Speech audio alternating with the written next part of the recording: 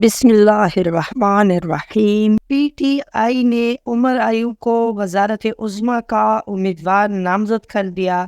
مجھے تمام سیاسی جماعتوں کے ساتھ بات کرنے کا ٹاسک دیا گیا ہے۔ اسد کیسر کی اڈیالہ جیل میں عمران خان سے ملاقات کے بعد میڈیا سے گفتگو۔ فوٹو فائل: مجھے تمام سیاسی جماعتوں کے ساتھ بات کرنے کا ٹاسک دیا گیا ہے۔ اسد کیسر کی اڈیالہ جیل میں عمران خان سے ملاقات کے بعد میڈیا سے گفتگو۔ فوٹو فائل: راولپنڈی، پاکستان تحریک انصاف کے مرکزی رہنما اور سابق اسپیکر قومی اسمبلی اسد کیسر کا کہنا ہے کہ عمر ایوب ہمارے وزارت عظمیٰ کے امیدوار ہوں گے۔ اڈیالہ جیل راولپنڈی کے باہر میڈیا سے گفتگو کرتے ہوئے اسد کیسر کا کہنا تھا، 10 ماہ بعد عمران خان سے ملاقات ہوئی اور سیاسی معاملات پر مشاورت ہوئی۔ بانی پی ٹی آئی نے عمر ایوب کو نامزد کیا ہے، وہی وزیر اعظم ہوگا۔ اسد کیسر نے کہا کہ ملکی تاریخ کے بدترین انتخاب ہے۔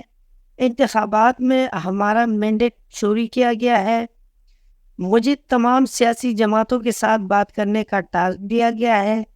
سابق اسپیکر قومی اسمبلی کا کہنا تھا، تمام سیاسی جماعتوں کے ساتھ بات کرنے کا ٹاسک دیا گیا ہے۔ الیکشن میں دھاندلی کے خلاف احتجاج کرنے والی جماعتوں سے رابطہ کریں گے۔ جی you I, a N P, Jamaat Islami اور قوم پرست جماعتیں سب سے بات کریں گے۔ ہم اسمبلی میں بیٹھیں گے اور قانونی جنگ بھی لڑیں گے۔ اسد کیسر ان کا کہنا تھا، الیکشن میں بڑے پیمانے پر دھاندلی ہوئی ہے، ایسی دھاندلی زدہ حکومت کو کوئی تسلیم نہیں کرے گا۔ ہم اسمبلی میں بیٹھیں گے اور قانونی جنگ بھی لڑیں گے۔ 1-2 روز میں پارلیمانی پارٹی کا اجلاس بلائیں گے۔ سابق اسپیکر قومی اسمبلی کا کہنا تھا، الیکشن دھاندلی پر یورپ اور امریکہ کو اس کی ذمہ داری یاد دلا رہے ہیں۔ امریکہ جمہوری حقوق کا علمبردار اور دعوے دار ہے، اس لیے توجہ مبذول کرائی۔ ان کا کہنا تھا، قانون کی حکمرانی چاہتے ہیں اور عوام نے جس کو ووٹ ڈالا حکومت اس کا حق ہے۔ ہم اسمبلی میں احتجاجاً جائیں گے اور عوام کے سامنے بھی موقف پیش کریں گے۔ بانی پی ٹی آئی جو فیصلہ کرتے ہیں ہم من وال عمل کرتے ہیں۔ اسد کیسر کے بھائی اسپیکر کی پی کے اسمبلی کے لیے نامزد۔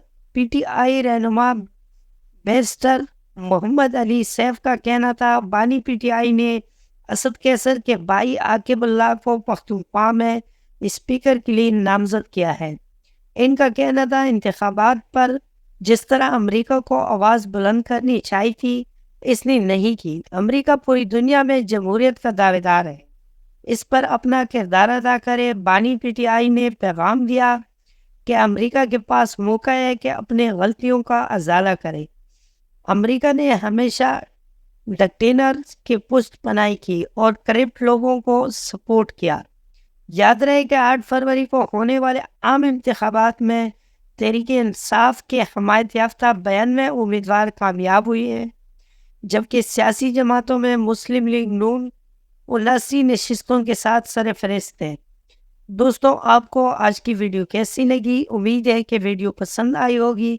اگر ویڈیو پسند آئی ہو تو ویڈیو کو لائک کر لیں، کمنٹ میں اپنے رائے کا اظہار ضرور کر لیں اور چینل کو سبسکرائب کرنا مت بھولیں۔